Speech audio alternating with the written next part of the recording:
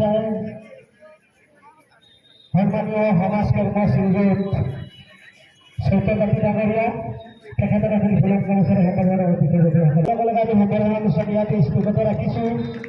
প্লেয়াৰসকলক এটা অনুৰোধ জনাম যে খেলা সময়ত জিকা মনোভাৱেৰে খেল প্ৰদৰ্শনটো ভাল হ'ব লাগে। ভালকৈ যদি প্ৰদৰ্শন হয় বহুত মানুহ চকুৰ আপোনালোকৰ ওপৰত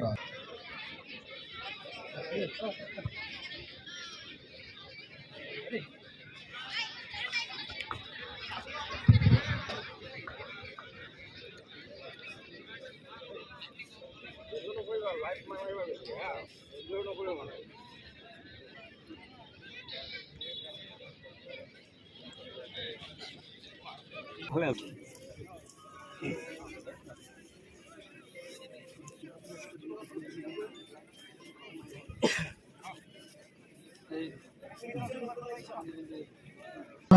সদস্যসকলক সমগ্ৰ ব্যক্তিগত অনুৰোধ জনাইছোঁ। ধন্যবাদ। কৈ পালে তাৰ কাৰণে আমি যুৱ সংঘৰ পৰা আপোনালোকৰ আগত ক্ষমা প্ৰাৰ্থনা কৰিছোঁ।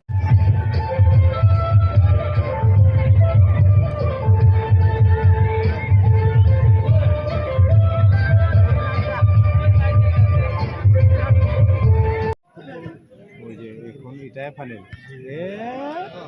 বাহিরে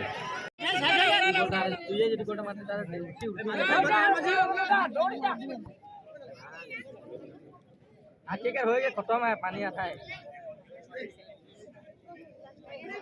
फर्स्ट ले एक गोल मार दिले से जरा शांति हो जाएगी।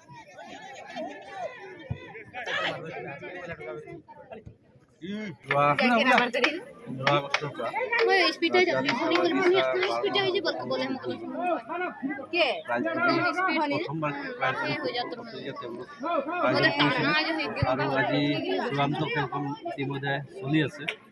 চূড়ান্ত খেলখন আমাৰ RKFC আৰু ইম্পেৰিয়েল FC মাজত চলি আছে। বৰ্তমান 0-0 হৈ আছে।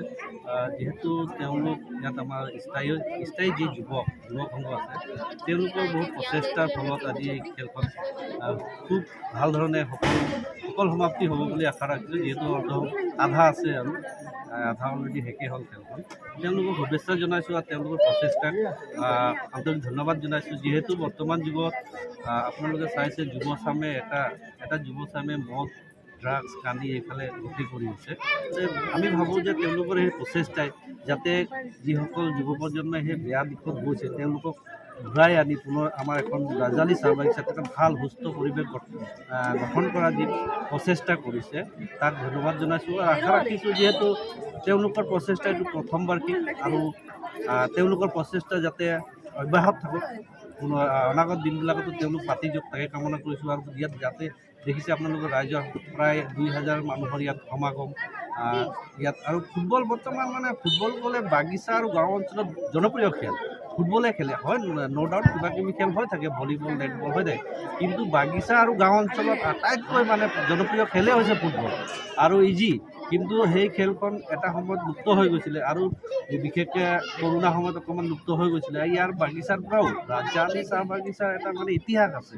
ইয়াৰ পৰা ভাল খেলুৱৈ বৰ্তমান খেলি আছে বা কিছুমান ৰিটায়াৰমেণ্ট হৈছে। এটা সময়ত ভাল খেলুৱৈ আছিলে। ৰাজীৱ দাস আছিলে, তেওঁৰ পুত্ৰ শ্যাম ইয়াতে আছে। শ্যাম মুৰা ইণ্ডিয়া লেভেলত খেলিছে। আশা ৰাখিছোঁ আৰু নৱপ্ৰজন্ম তেওঁলোকক মানে অনুকৰণ কৰি যাতে বেয়া দিশত নগৈ তেওঁলোক এটা ভাল ফুটবল টিম এটা গঠন কৰক আৰু অসম ভিত্তিত জিলা ভিত্তিত ভাৰত ভিত্তিত যাতে খেলাৰ এটা প্ৰচেষ্টা তাকে কামনা কৰিছোঁ। তেওঁলোকৰ গোটেই এণ্টাৰ টীমক আন্তৰিক ধন্যবাদ জনাইছোঁ আৰু আপোনালোককো মই আপোনালোকৰ সাংবাদিকতাকো যাতে ভৱিষ্যত উজ্জ্বল কামনা কৰিছোঁ আৰু ভাল চুকে কোণে গৈ আপোনালোকে যাতে সামাজিক নিউজবিলাকো যাতে আপোনাৰ অসমৰ ভিত্তিত দেখুৱাবলৈ চেষ্টা কৰক, সফল হওক তাকে কামনা কৰিছোঁ। আপোনালোকৰো পুনৰবাৰ গোটেই টিমক বিজয় কামনা কৰি সমূহ ক্ৰীড়াপ্ৰেমী ৰাইজক আন্তৰিক ধন্যবাদ আৰু শুভেচ্ছা জ্ঞাপন কৰিছোঁ। ইয়াত কিমানখন অংশগ্ৰহণ কৰিছে টিমে? টোটেল 18টা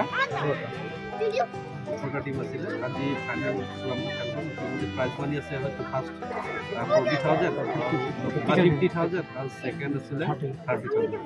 প্রত্যেকটা বেস্টম্যান আছে, বেস্ট গোলকিপার আছে 1000 উইথ ট্রফি দেওয়া হোক, আর বেস্ট প্লেয়ার 3000 ট্রফি দেওয়া হোক, বেস্ট গোলকিপার আছে, ম্যান অফ দ্য সিরিজও আছে। আমাৰ ৰজালি চাহ বাগিচাৰ 12 নং লাইনৰ উদ্যোগত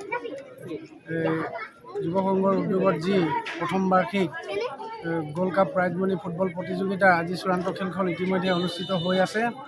যিহেতু আমাৰ মহান উদ্দেশ্য লক্ষ্য হাতত ৰাখি আমি এই ফুটবল খেলখন অনুষ্ঠিত কৰিছিলোঁ।